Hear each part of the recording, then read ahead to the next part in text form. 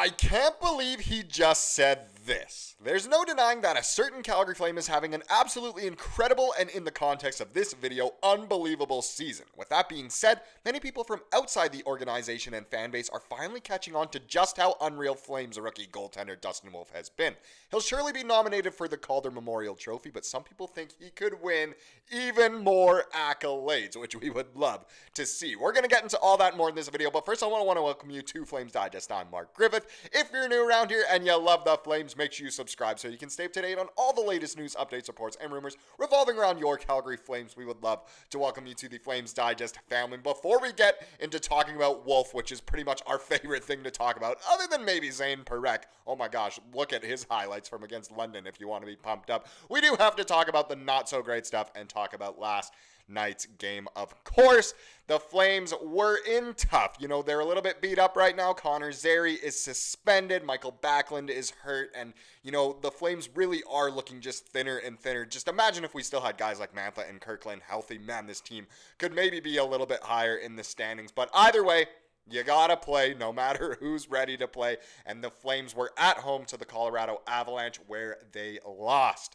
4-2 in this one. Now, Colorado, they are super hot. Not many people expected the Flames to win this game, and it didn't go as expected in terms of what actually happened in the game, but the final score does kind of show what people did expect. So a 4-2 loss here for the Flames. If we get into the box score here, so Dustin Wolf, we'll get into him a lot later in this video, but he gave up 3 goals on 27 shots, made the 24 saves, but just the .889 save percentage. And honestly, it was not his best game. Some of those goals were obviously, I mean, well, you think of the terrible play by Huberdeau trying to get the puck down and then just kind of whiffing away, or even the deflating third goal by the Colorado Avalanche. It was just a mess with Wolf, Weegar, and Hanley was kind of caught out of place as well. It just, overall, again, I'm not blaming Wolf on this loss, but it was not his best game. Was it totally his fault? No, it seemed more like it was the Flames in front of him. But either way, let's get into the skaters on the box score here. So, Blake Coleman, he got a goal in this one. Very good goal. He worked hard for it. A nice tip, obviously. Justin Huberdeau. I almost said Justin Huberdeau. Jonathan Huberdeau. Sorry, I got a message on the side of my laptop there that was from Justin, so I said Justin. Jonathan Huberdeau. He gets a goal in this one. It was a weird one. It bounced off his shoulder as he was standing in front, popped up in the air and went into the net. But hey, a goal scorer, and he's a bona fide goal scorer. They're going to get in the right position. Clearly, he was in the right position for this one. Farabee, Coronato, Weegar, and Andersson all get assists on the night, which is good. So again, kind of the vets, you know, leading the way offensively here. But the offense is what was really the problem in this game. As if we get into the shots on goal, it was horrendous. The first, I don't even know how many minutes of this game, 45, 50 minutes of this game. If I had paid, you know, $100 to go to the Dome last night, I would have been pissed. Thank goodness the Flames did turn it on, but they had 2 shots in the first period. I believe they were at 3 shots total halfway through the entire game. They might have been at 3 or 4. They ended up finishing the second period with 8 shots in the frame for just 10 shots through the first 2 periods. They finally turned it on, you know, in the third period a little bit, but it was too little too late. They did have some momentum before that, you know, third Colorado goal, but still interesting overall on the power play. The Flames were actually able to convert when they finally got one. They were 1 for 2 on the night. They clearly out-hit the Avs, but again, it was just too little too late. The Flames looked so bad through the first, at least half of this game. You can argue the first 2 periods. And it's funny too, because the Flames actually did a pretty good job of shutting down McKinnon, of shutting down guys, their other big guys like Necas, Nichushkin, of course, Cale Makar. We saw Makar get to have a penalty shot in his hometown, and he did absolutely nothing, which was kind of funny. But either way, the Flames, They did what they needed to defensively through the most part of this game, other than Parker Kelly, who I didn't even know was on the Avs this year, decided to have his, you know, decided to really show how good he is what I was trying to say there, big pause. But either way, it's a loss is a loss at the end of the day, which isn't fantastic in this playoff race. But we do still have the same amount of points as Vancouver, now on the same amount of games played.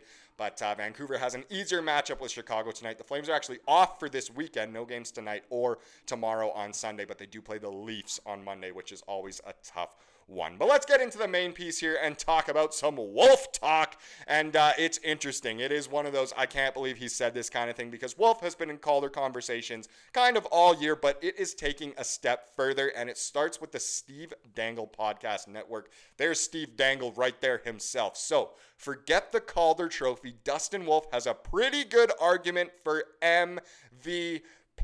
And you get the screenshot there of Steve himself saying it's not crazy. And it's, wow, it honestly, that's bold to say, look, MVP. But when you boil it down to what MVP actually means, obviously the MVP is supposed to go the most valuable player in the league. But the way the Hart Trophy categorizes who the winner is, it says the player who is deemed most valuable to their team, not the most valuable player in the entire league. So that way, it's funny. If it was that way, McDavid would probably win every single year because he probably is the most valuable player in the entire league. You think back, how did, Crosby not win the Hart Trophy more if it was most valuable player in the league? But those guys have really good sidekicks. Obviously, Crosby had Malkin. McDavid has Draisaitl. Draisaitl probably will win the Hart this year. But most valuable player to their team, you can make an insane argument for Dustin Wolf, because if he wasn't playing the way he was, the Flames would not be anywhere near this playoff race. They would be bottom feeders for sure. And the only other time I can really remember this somewhat happening was back in, I think it was 2018, when Taylor Hall was on the New Jersey Devils, and he kind of carried the Devils into the playoffs. I'm pretty sure they lost in 5 games in the first round, but still, he won the Hart Trophy that year. Was he the best player in the league? No, but he was so valuable to his team. So maybe if the voters are doing what they did back in 2018, Wolf has a chance. And Steve Dangle wasn't the only one saying this, actually, as if we get into an article here, this was on The Score. It's written by Josh Goldsmith, and they do kind of some Hart Trophy rankings every month or so. So this was the headline: Hart Trophy rankings, Draisaitl fending off challengers in stretch run. But a Flame is on this list, and it is a top 5, the 5 most likely people to win the Hart Trophy this year. Dustin Wolf was on this list at number 5. So Dustin Wolf of the Flames, previously unranked, of course.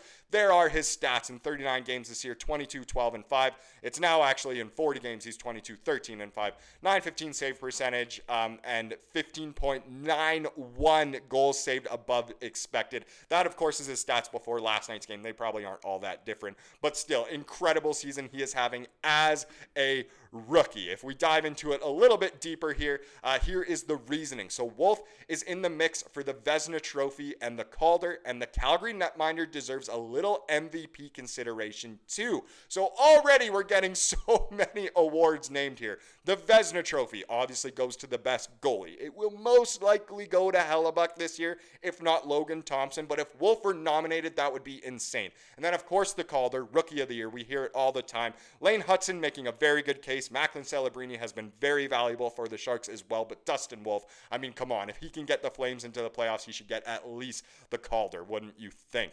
Now, he might not win any of these awards, but Wolf, who turns 24 on April 16th, so about a month away, has been stellar in his first full NHL season. The California-born puck stopper's excellent play has turned the Flames into unexpected playoff contenders. Calgary sits dead last in goals per game at 2.56. Yes, the offense is atrocious, and it certainly looked that way last night until they randomly got 2 goals in the third period. But the club's leading scorers, Jonathan Huberdeau and Nazem Kadri, only have 24 and 23 goals.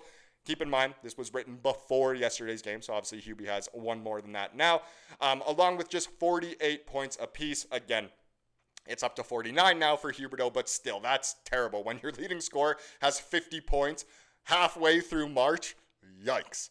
The Flames are sitting in the second wildcard spot in the Western Conference. If Calgary makes the playoffs, Wolf will be the biggest reason why. He doesn't have as strong of an MVP case as others on this list, but the youngster is undoubtedly carrying his team. The other people, the top 4 are, well, it goes Draisaitl at the top. I believe, who's next? It's Eichel, Hellebuck, and McKinnon. I think it goes Draisaitl, McKinnon, Hellebuck, Eichel, Wolf. But still, for Wolf to be on that list is absolutely ridiculous in his rookie season for a team that really wasn't expected to do all that well. Maybe I can believe what Steve Dangle and what Josh Goldsmith are saying here. It truly is incredible, the season Wolf is having. We are thankful for him for obviously being really good, but is he the reason why we're not in a rebuild? maybe those howls aren't warranted in a way. But either way, we love a bit of Wolfie, and thank goodness we have him for the future. Now let's wrap up this video with the comment of the day, as we love to do here on the channel. It comes from yesterday's video, kind of about, well, it was mostly about free agency, but I actually liked this comment here from Roy. Great analysis, Mark. Thank you so much. He said, all three are too old and too expensive. I don't think any of them care to play here. Young guys looking to build a career is all we should focus on. And I completely agree with you there, as does most of the fan base. I don't think many people actually want to go after guys like Ehlers, Bennett, or Marner. Well, Marner would be nice, obviously, but there's just no way it would ever happen. But I do totally agree with you there. We want younger guys ready to build that career in Calgary and be part of our plans for the future. Absolutely love it. There. Thank you so much for watching this video. Please subscribe like we saw here today, and have a wonderful rest of your day.